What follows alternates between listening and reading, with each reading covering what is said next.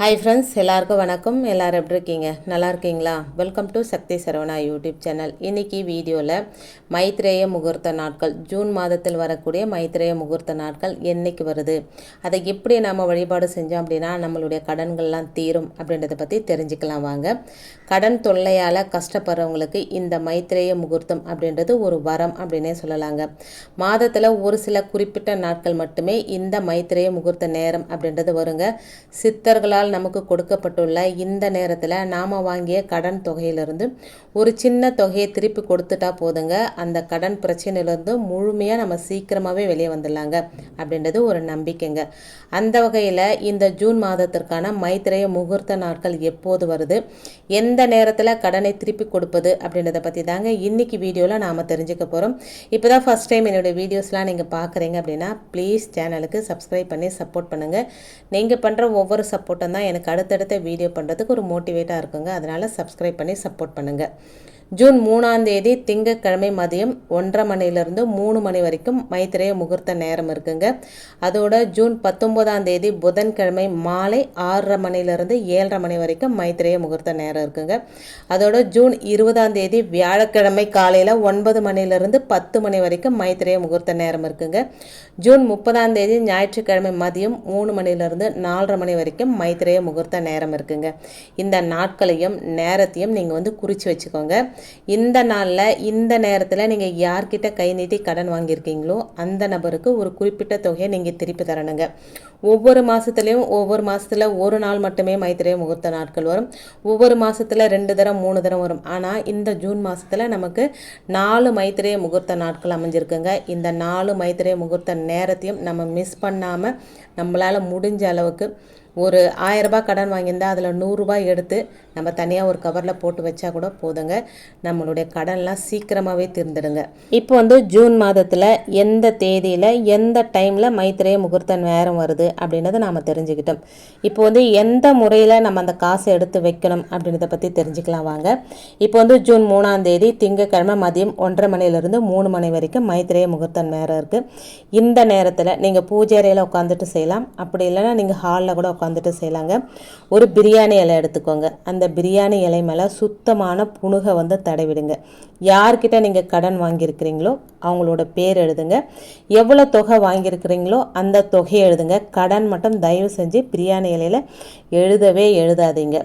எழுதிட்டு ஒரு கவர் எடுத்துக்கோங்க. ஆல்ரெடி மைத்ரேய முகூர்த்த வழிபாடு செய்கிறவங்களுக்கு தெரியும், காசு ஒரு கவரில் எடுத்து போட்டு வச்சுட்டு வருவீங்க. இப்போ புதுசாக பார்க்குறீங்க அப்படின்னா அவங்களுக்கு சொல்கிறேன் பாருங்கள். இப்போ யார்கிட்ட கடன் வாங்கியிருக்கிறீங்களோ ஒரு ஒயிட் கலர் மொழி கவர் கூட எடுத்துக்கோங்க. அதுக்கு மேலே நீங்கள் யார்கிட்ட கடன் வாங்கியிருக்கிறீங்களோ அவங்க பேர் எழுதுங்க. எவ்வளோ தொகை வாங்கியிருக்கிறீங்களோ அந்த தொகையை எழுதிடுங்க.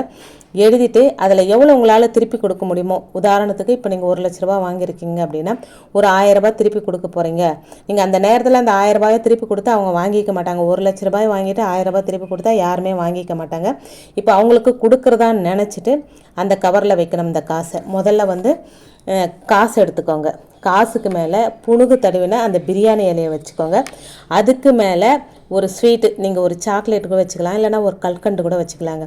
வச்சுட்டு உங்கள் உள்ளங்கையில் வச்சுட்டு ஓம் ரீங் வசி வசி தனம் பணம் தினம் தினம் அப்படின்ற ஒரு மந்திரத்தை 27 தரம் சொல்லிவிட்டு அந்த கவரில் அந்த காசையும் பிரியாணியிலையும் வச்சுருங்க.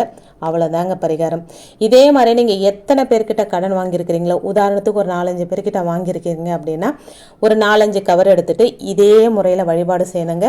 அடுத்த மைத்ரேய முகூர்த்தம் ஜூன் 19ஆம் தேதி மாலை 6:30 மணிலிருந்து 7:30 மணிக்குள்ளே புதன்கிழமை அன்னைக்கு வருது. அன்னைக்கு பிரதோஷமும் வருது. இன்னும் சிறப்பான பலனை நமக்கு கொடுக்குங்க. அந்த பிரதோஷ நேரத்தில் இதே மாதிரி புணுகு தடவின பிரியாணி இலை, அதோட காசு நீங்கள் எவ்வளோ பணம் கொடுக்க போகிறீங்களோ அந்த பணம், அதுக்கு மேலே புதன்கிழமை வரதுனால பச்சை பயிர் வைக்கணுங்க. பச்சை பயிர் வச்சுட்டு உங்கள் உள்ளங்கையில் வச்சுட்டு அதே மாதிரி பிரார்த்தனை பண்ணிவிட்டு 27 தரம் ஓம் ரீங் வசி வசி தனம் பணம் தினம் தினம் அப்படின்ற மந்திரத்தை 27 தரம் சொல்லிவிட்டு அந்த காசையும் அந்த பிரியாணி இலையும் நீங்கள் கவரில் வச்சுட்டு பச்சை பயிரை உங்கள் தலையை சுற்றி வடக்கு திசை நோக்கி அந்த பச்சை பயிரை தூக்கி போட்டுடுங்க. அடுத்த மைத்ரேய முகூர்த்தம் ஜூன் 20ஆம் தேதி வியாழக்கிழமை காலையில் 9 மணிலேருந்து 10 மணி வரைக்கும் வருதுங்க. இதே மெத்தடு தாங்க. இப்போ வந்து அந்த காசுக்கு மேலே நம்ம என்ன வைக்கணும் அப்படின்னா கருப்பு கொண்டக்கடலை வைக்கணுங்க. வியாழக்கிழமை குரு பகவானுக்குரிய நாள். கருப்பு கொண்டக்கடலையை அந்த காசுக்கு மேலே வச்சுட்டு இதே மாதிரி மந்திரத்தை சொல்லி இதே மாதிரி அந்த கொண்டக்கடலையை உங்கள் தலையை சுற்றி வடக்கு திசை நோக்கி போட்டுடுங்க. அடுத்த மைத்திரேய முகூர்த்தம் வந்து ஜூன் 30ஆம் தேதி ஞாயிற்றுக்கிழமை மாலை 3 மணிலேருந்து 4:30 மணி வரைக்கும் வருதுங்க. இந்த நேரத்தில் நம்ம அந்த காசுக்கு மேலே வைக்க வேண்டிய தானியம்னு பார்த்தா கோதுமைங்க. கோதுமை வந்து சூரிய பகவானுக்குரிய தானியம் அப்படின்றதுனால கோதுமையை அந்த காசு மேலே வச்சு மந்திரத்தை சொல்லி அந்த கோதுமையை எடுத்து உங்கள் தலையை சுற்றி நீங்கள் வந்து வடக்கு திசை நோக்கி போட்டுடணுங்க. இதுதாங்க பரிகாரம். இந்த 4 நாட்களையும் வைக்க வேண்டிய பொருள் வந்து ரொம்ப ரொம்ப முக்கியங்க. முதல் நாள் வர்றது வந்து திங்கக்கிழமை நம்ம சாக்லேட்டோ இல்லை கல்கண்டோ இனிப்பு ஏதாவது வைக்கணும். 2வது வர்றதுல வந்து பச்சைப்பயிறு, புதன்கிழமை வர்றதுனால பச்சைப்பயிறு, வியாழக்கிழமை வர்றதுனால கொண்டக்கடலை, ஞாயிற்றுக்கிழமை வர்றதுனால கோதுமை. இது மட்டும் ஞாபகத்தில் வச்சுக்கோங்க. நீங்கள் குறித்து கூட வச்சுக்கோங்க. நீங்கள் இந்த முறையில் செஞ்சு பாருங்கள். கண்டிப்பாக சித்தர்கள் சொன்ன இந்த மைத்திரேய முகூர்த்த நேரத்தில் கடன் தொகையை நிறைய பேர் திருப்பி கொடுத்து நிறைய பேர் பலன் அடைஞ்சிருக்கிறாங்க. ஃபஸ்ட் டைம் பார்க்குறீங்கன்னா நீங்கள் ட்ரை பண்ணி பாருங்கள். ஏற்கனவே செஞ்சிட்ருக்கீங்கன்னா இந்த மெத்தடில் செஞ்சு பாருங்கள். அதோட இன்னொரு முக்கியமான விஷயத்தை உங்களோட ஷேர் பண்ணிக்கிறேங்க. பிரியாணி இலை அப்படின்றது ஒரு பாசிட்டிவ் நிறைஞ்ச ஒரு இலைங்க. அந்த இலையில நம்ம என்ன எழுதி கேட்டாலும் நம்ம நினைச்சது நடக்கும், கேட்டது கிடைக்குங்க. ஒரு சின்ன தாந்திரிகத்தை நம்ம இன்னிலிருந்து என்னோட சேர்த்து நீங்களும் செய்கிறதா இருந்தால் கமெண்ட்ல வந்து எஸ் அப்படின்னு சொல்லுங்க. நம்ம தூங்க போகிறதுக்கு முன்னாடி ஒரு நல்ல நிலைமையில் இருக்கிற ஒரு பிரியாணி இலையை எடுத்துட்டு அதில் வந்து நம்மளுக்கு எவ்வளோ கடன் தொகை இருக்கோ மொத்தத்தில் எவ்வளோ பிரியாணி இலையில எழுதிருந்தாங்க. எத்தனை பேருக்கு உங்களுக்கு 5 லட்ச ரூபாய் கடன் இருக்கு அப்படின்னா 5 லட்ச ரூபாய் பணம் வரணும், பணம் தேவை அப்படின்னு எழுதுங்க. ஒருபொழுதும் நீங்கள் பிரியாணி இலையில கடன் அப்படின்ற வார்த்தையை வந்து எழுதவே கூடாதுங்க. பாசிட்டிவாக உங்களுக்கு என்ன தேவையோ அதை மட்டும் எழுதுங்க. எழுதிட்டு உங்கள் உள்ளங்கையில் வச்சுட்டு நல்லா பிரார்த்தனை பண்ணிட்டு இந்த யூனிவர்ஸுக்கு ஒரு தேங்க்ஸ் சொல்லிட்டு உங்ககிட்ட வந்து கேண்டில் இருக்கும். ஒரு சிவப்பு கலர் கேண்டில், மஞ்சள் கலர் கேண்டிலாக இருந்தால் ரொம்ப விசேஷம். இல்லைனாலும் பரவாயில்லைங்க. ஏதாவது ஒரு கேண்டில் ஏற்றி வச்சு அந்த பிரியாணி இலையை எரிச்சு அந்த சாம்பலை வந்து வெளியே தூவி விட்டுனுங்க. தொடர்ந்து இதை செஞ்சுக்கிட்டே வரலாங்க. ஒரு 48 நாள் கணக்கு வச்சுக்கலாம். இப்போ வந்து எனக்கு வந்து ஒரு 10 லட்ச ரூபாய் கடன் இருக்குது. என்னுடைய கடன்லாம் சீக்கிரம் அடையணும்.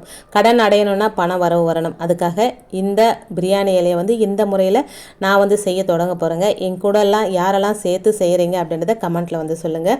பிரியாணி இலையெல்லாம் ரொம்ப விலை கூட இருக்காதுங்க. ஒரு 20 ரூபாய்க்கு 30 ரூபாய்க்கு வாங்கினாலே நமக்கு வந்து ஒரு மாதம் வரைக்கும் வரும். நம்ம எவ்வளவோ செலவு பண்ணுறோம். பிரியாணி இலை வாங்கி நல்ல நிலைமையில் இருக்கிற பிரியாணி இலை வாங்கி இந்த பரிகாரத்தை செய்ய தொடங்கலாங்க. நமக்கு என்னெல்லாம் நடந்தது அப்படின்றத நாம வந்து ஷேர் பண்ணிக்கலாங்க. இந்த பிரியாணி இலை பரிகாரத்தை நிறைய பேர் ரகசியமாக செஞ்சு நல்ல பலனை அடைஞ்சிட்டு இருக்காங்க. வெளியே சொல்றது இல்லைங்க. வெளியே சொன்னால் பழிக்காது அப்படின்றதுனால நிறைய பேர் சொல்லாமல் இந்த வந்து செஞ்சிட்டு இருக்காங்க. எனக்கு வந்து சீக்கிரட்டாக இந்த விஷயம் எனக்கு தெரிஞ்சதுங்க. அதை வந்து உங்களோட ஷேர் பண்ணிக்கிறதுல எனக்கு ரொம்ப ரொம்ப சந்தோஷங்க.